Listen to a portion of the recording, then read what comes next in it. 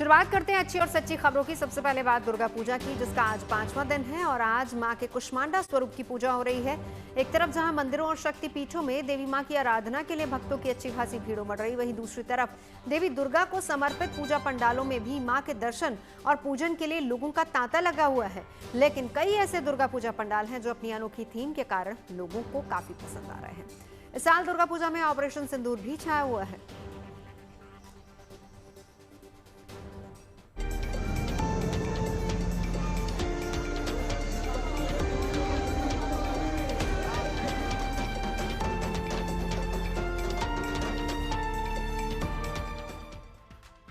शहर शहर एक से बढ़कर एक खूबसूरत दुर्गा पूजा पंडाल सजे, जो इन दिनों शक्ति उपासना के इस पर्व की रौनक बढ़ा रहे हैं। कोई अपनी भव्यता के लिए चर्चा में है, कोई अनोखी थीम के कारण छाया हुआ है और कोई देवी दुर्गा की भव्य प्रतिमा की वजह से आकर्षण के केंद्र में है।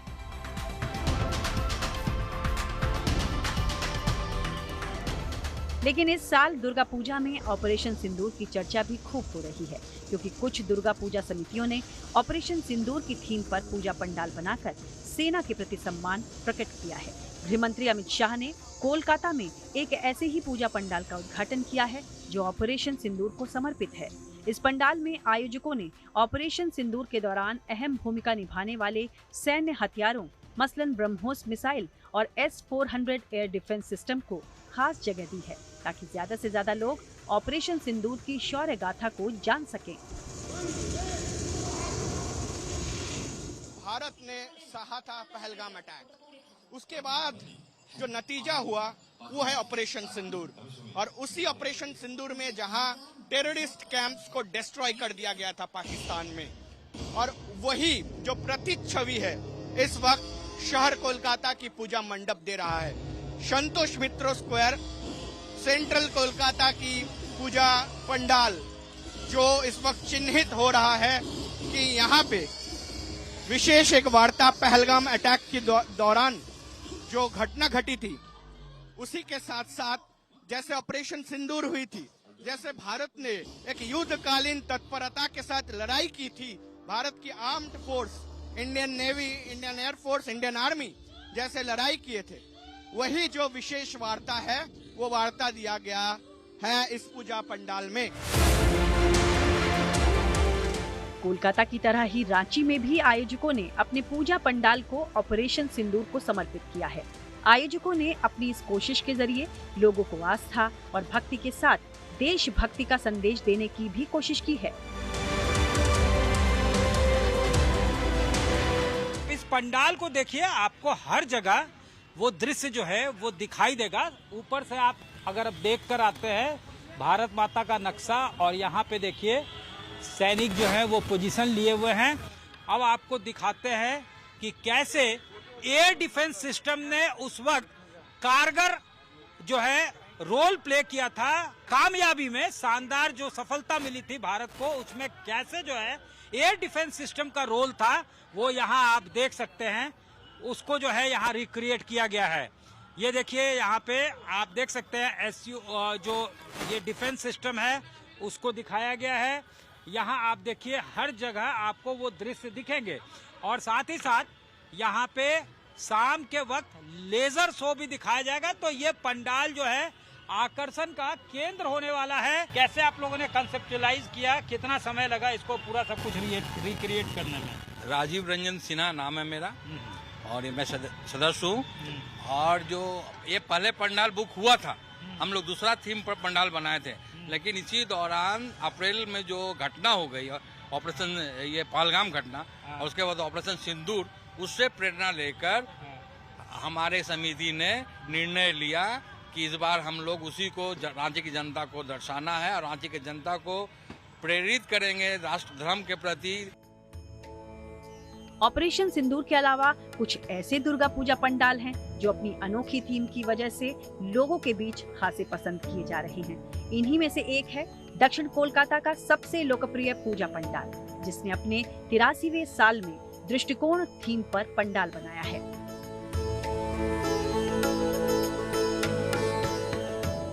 इस पूजा पंडाल की खास बात ये भी है कि यहाँ पर कोलकाता की सबसे लंबी 30 फुट ऊंची दुर्गा प्रतिमा स्थापित की गई है, जो ऐसी शानदार रचना है जिसमें परंपरा, कल्पना और कलात्मक प्रतिभा का अद्भुत संगम देखने को मिल रहा है।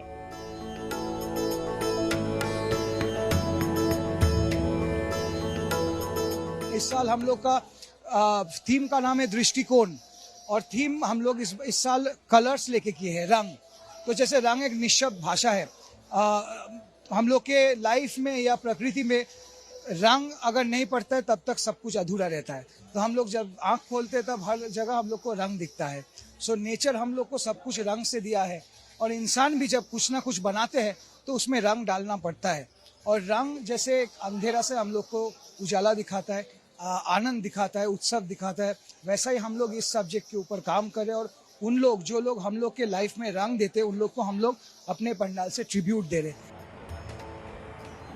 देश की आर्थिक राजधानी मुंबई में भी दुर्गा पूजा पंडालों की रौनक देखते ही बन रही है। यहाँ भी एक पूजा पंडाल अपनी अनोखी प्रतिमा के कारण लोगों के बीच खासा पसंद किया जा रहा है। इस पंडाल में देवी दुर्गा की प्रतिमा को शिवजी के कंधे पर विराजमान दिखाया गया है। साथ ही भगवान विष्णु की शेषनाग शैया पर विराजमान प्रतिमा भी यहाँ स्थापित की गई है। नवरात्र उत्सव का 5वां दिन, और आइए आपको करवाते हैं एक ऐसी माता रानी के दर्शन जिनकी हाइट बहुत ज़्यादा ऊंची है, और वाकई में उन्हें देखने के बाद दिल बहुत ही ज़्यादा प्रसन्न हो जाता है। सबसे पहले आप खुद भी दर्शन कर लें। मैं इस समय मौजूद हूँ रे रोड के माता रानी के दरबार में, और इसीलिए मुंबई महाराष्ट्र बहुत ज़्यादा प्रसिद्ध है, क्योंकि नवरात्र उत्सव में इस तरह से माता रानी की बड़ी बड़ी मूर्तियाँ भी स्थापित की जाती हैं। अगर हाइट की बात करें तो आपको बताएं कि नीचे से लेकर ऊपर लगभग 35 फीट की ऊंचाई है। माता रानी की खासियत ये है कि माता रानी जो है भगवान शिव शंकर के कंधों पर विराजमान है। यहाँ लिखा हुआ है श्री रंगनाथन स्वामी अवतार ऑफ लॉर्ड विष्णु, और ये एक थीम यहाँ बनाई है। हर साल थीम बदलती रहती है। उधर बिहार के बेगूसराय में इस साल दक्षिण भारत के प्रसिद्ध तिरुपति बालाजी मंदिर की तर्ज पर दुर्गा पूजा पंडाल बनाया गया है, जिसे बंगाल से आए कारीगरों ने करीब 1.5 महीने में तैयार किया, जिसे देखने के लिए इन दिनों लोगों की भारी भीड़ पंडाल में पहुंच रही है। कोलकाता से अनिर्बान सिन्हा रॉय, रांची से सत्यजीत कुमार, मुंबई से धर्मेंद्र दुबे और बेगूसराय से सौरभ कुमार के साथ bureau report, good news today. Delhi के सीआर पार्क इलाके में भी थीम आधारित पूजा पंडाल सजकर तैयार हो चुके हैं, और इन्हीं में से एक पंडाल है मेला ग्राउंड में बना पंडाल, जिसे 16वीं शताब्दी के महल की थीम पर आयोजित बनाया गया है, जिसके द्वार सप्तमी के दिन खुलेंगे। और इसी पर हमारी सहयोगी आशुतोष कुमार की रिपोर्ट देखिए। दिल्ली में मिनी बंगाल के नाम से जाने जाने वाले चितरंजन पार्क में भी एक से बढ़कर एक भव्य पंडाल बनाए गए हैं। अभी हम चितरंजन पार्क के मेला ग्राउंड के पंडाल में है, जहां पर भव्य पंडाल बनाया गया है, और ये जो पंडाल है वो राजा के महल के थीम पर बनाया गया है। जो महल 16वीं शताब्दी का है उसके थीम पर ये पूरा जो पंडाल है वो बनाया गया है। और ये जो मेला ग्राउंड है इसके पूजा को अब गोल्डन जुबली मनाया जा रहा है। हम आपको तस्वीरें दिखा रहे हैं, आप देख सकते हैं किस कदर लाइटिंग लगाई गई है। शाम का समय हो गया है और लाइटिंग किस तरीके से जल रही है उसकी तस्वीरें हम आपको दिखा रहे हैं। आप देख सकते हैं तस्वीरों में, चारों तरफ की तस्वीरें हम आपको दिखा रहे हैं, आप देख सकते हैं। वही माँ की प्रतिमा इधर लगाई गई है, उसकी तस्वीरें हम देख रहे हैं, दिखा रहे हैं, आप देख सकते हैं तस्वीरों में। लेकिन अभी पट नहीं खुला है, षष्ठी के दिन से पट खुलेगा। और अब बात करते हैं भारतीय वायुसेना के 62 साल के उस पुराने योद्धा की, जो कि आज रिटायर हो गया। 6 दशक की शानदार सेवा के बाद आज रक्षा मंत्री राजनाथ सिंह की मौजूदगी में चंडीगढ़ एयरबेस पर MiG-21 को भव्य विदाई दी गई। और विदाई समारोह के दौरान air chief marshal Amarpreet Singh ने देश के सबसे ऐतिहासिक लड़ाकू विमानों में से एक MiG-21 की अंतिम उड़ान पूरी की, और भारतीय वायुसेना के इतिहास में एक और सुनहरा अध्याय जुड़ गया।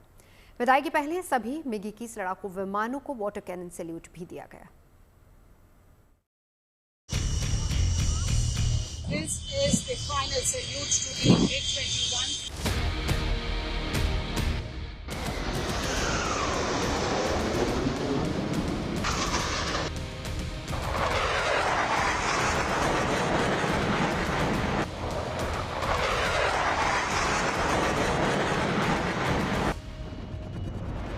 आखिर वो घड़ी आ गई जब 62 साल तक देश की आन बान और शान रहे योद्धा यानी MiG-21 ने आखिरी बार आसमान की गहराइयों में उड़ान भरी। देश की प्रतिष्ठा, गौरव और सम्मान की रक्षा करने वाले जंगी जहाज MiG-21 रिटायर हो गया।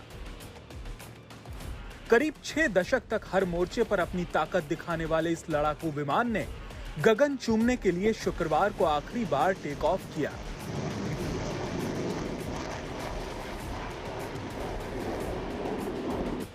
साल 1963 से भारत की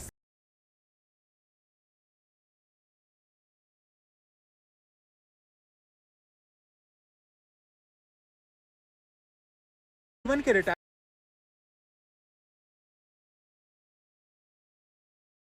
के कॉकपिट में बैठे और बादल फॉर्मेशन में उड़ान भरी। 7 proud bison surge forward, a symbol of a legacy that refuses to fade.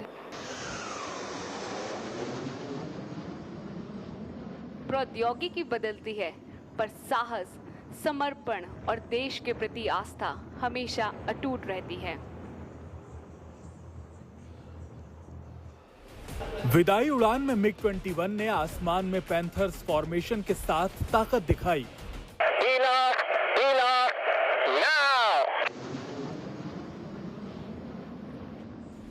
MiG-21 के आखिरी 2 स्क्वाड्रन नंबर 23 यानी पैंथर्स और नंबर 3 यानी कोबराज में करीब 28 विमान थे। भारतीय वायुसेना का एक ऐसा योद्धा जिसकी 6 दशकों की सेवा, साहस की अनगिनत कहानियों ने राष्ट्र के गौरव को आसमान की बुलंदियों तक पहुंचाया। उसे रिटायरमेंट सेरेमनी में वाटर कैनन सैल्यूट दिया गया। देवियों सज्जनों, और एक चिर परिचित अंदाज में भारतीय वायुसेना अपने MiG-21 लड़ाकू विमानों को वाटर कैनन सलामी दे रही है। एक ऐतिहासिक दृश्य आप सभी के सामने। ये वही विमान जिस पे हमारे तकनीकी वायु योद्धाओं ने दिन रात काम किया, हमारे लड़ाकू पायलटों ने इस पर अपनी रणनीतियों को बनाया, और आज ये विमान आपके सामने। एयरफोर्स के सबसे खतरनाक फाइटर जेट रहे MiG-21 को यादगार विदाई देने के लिए भारतीय वायुसेना के कई रिटायर्ड अफसर भी मौजूद थे। आपने खुद मिग को उड़ाया है। मिग को उड़ाते वक्त आपका जो जज्बा था या कोई ऐसी मेमोरी जो आज आप शेयर करना चाहें, कोई ऐसी बात? देखिए, मिग के लिए जितने भी पायलट्स हैं सबको ट्रेनिंग मिलती है, और उस ट्रेनिंग जो I can speak for all pilot, वो जो ट्रेनिंग है उसका मुकाबला नहीं किया जा सकता। एंड ये जहाज जो है आपको, जिसे कहते हैं, प्लेटर पे नहीं देता है। You have to earn its respect, and that is what we trained in the Air Force.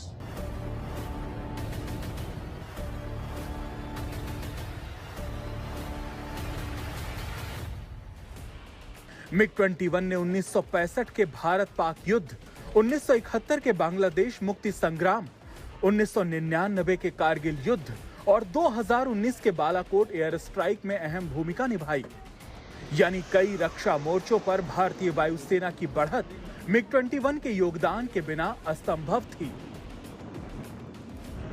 सबसे लंबे वक्त तक भारतीय वायुसेना के आसमानी योद्धा रहे MiG-21 अब रिटायर हो चुके हैं। चंडीगढ़ एयरफोर्स स्टेशन में भारतीय वायुसेना ने एक भव्य और भावुक कर देने वाले समारोह में MiG-21 को अंतिम सलाम किया।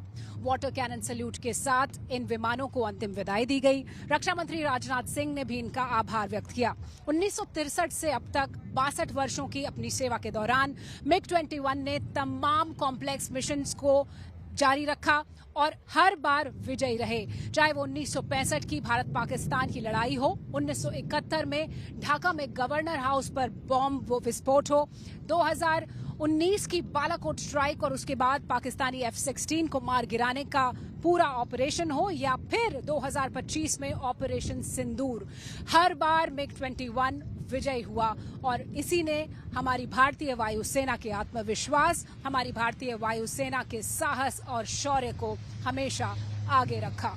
इस मौके पर आप सबके बीच आकर मेरे मन में कई सारे इमोशंस तैर रहे हैं, कई भावनाएं तैर रही हैं। मेरे मन में इस समय गौरव की भावना भी है, तो वहीं एक तरफ कृतज्ञता की भावना भी है। साथियों, आज जब हम MiG-21 को इसकी ऑपरेशनल जर्नी से विदाई दे रहे हैं, तो मुझे लगता है हम एक ऐसे अध्याय को विदा करने जा रहे हैं जो न केवल इंडियन एयरफोर्स के इतिहास में बल्कि हमारी पूरी मिलिट्री एविएशन की जर्नी में गोल्डन लेटर्स में लिखा जाएगा। MiG-21 केवल एक एयरक्राफ्ट या मशीन भर ही नहीं है, बल्कि यह भारत और रशिया के बीच गहरे संबंधों का एक प्रमाण भी है। साथियों, एक तरफ तो मिलिट्री एविएशन का खुद का जो इतिहास है वह अपने आप में इनक्रेडिबल है ही, दूसरी तरफ MiG-21 ने मिलिट्री एविएशन की जर्नी में कई और प्राउड मोमेंट्स यानी गौरव के क्षण जोड़े हैं। दुनिया के मिलिट्री एविएशन के इतिहास में ऐसा कोई फाइटर जेट नहीं हुआ जो इतनी बड़ी संख्या में निर्मित हुआ हो। दुनिया भर में MiG-21 के 11,500 से अधिक विमान बनाए गए। इतिहास के सुनहरे पन्नों में दर्ज हो चुके MiG-21 को अब संग्रहालयों, शैक्षिक संस्थानों और ट्रेनिंग सेंटर्स में रखा जाएगा। अब इनको कैसे, इनकी क्या डिजाइन थी, नासिक में जहाज बने थे हमें सबको पता है, तो इनकी डिजाइन क्या थी और उसके बाद किस प्रकार से जो अपग्रेड्स किए गए वो क्या अपग्रेड्स थे, पूरा रिकॉर्ड है। और सामने जो जो जो टेक्निकल ऑफिसर्स आते हैं उनकी ट्रेनिंग के लिए जो ट्रेनिंग इंस्टीट्यूशंस हैं उनको ये दी जाएंगे। और जैसे हमारे जो एयरक्राफ्ट डिजाइन में और डेवलपमेंट में जो इंस्टीट्यूशंस हैं, HAL है या DRDO है या ADA है, एयरफोर्स की खुद की इंस्टीट्यूशंस हैं, मेंटेनेंस कमांड के अंदर में बहुत सारे ब्रेस रिपेयर डिपोज हैं, तो ये वहाँ पर जो है इक्विपमेंट डिपोज हैं, वहाँ पर ये जहाज को रखा जाता है ताकि वो स्टडी कर सकें एक पर्टिकुलर के लिए। तो ये आगे की डिजाइन के लिए इससे हमें शिक्षा मिलती है, आने वाले जो हमारे टेक्निकल ऑफिसर्स हैं उनकी ट्रेनिंग के लिए। MiG-21 के पायलटों को भी स्ट्रीम बदलने का मौका मिलेगा। रिटायर्ड हो चुके MiG के पायलट को अगर दूसरा फाइटर जेट चुनना है तो उसे 3 से 6 महीने की ट्रेनिंग करनी पड़ेगी। इसके अलावा भारतीय वायुसेना में करियर के तौर पर टेस्ट पायलट का भी विकल्प मिलेगा। यही नहीं बल्कि लॉजिस्टिक्स ब्रांच या एडमिन ब्रांच में भी जाने का एक विकल्प खुल जाएगा। चंडीगढ़ से शिवानी शर्मा, दिल्ली से मनीष चौरसिया के साथ bureau report, good news today.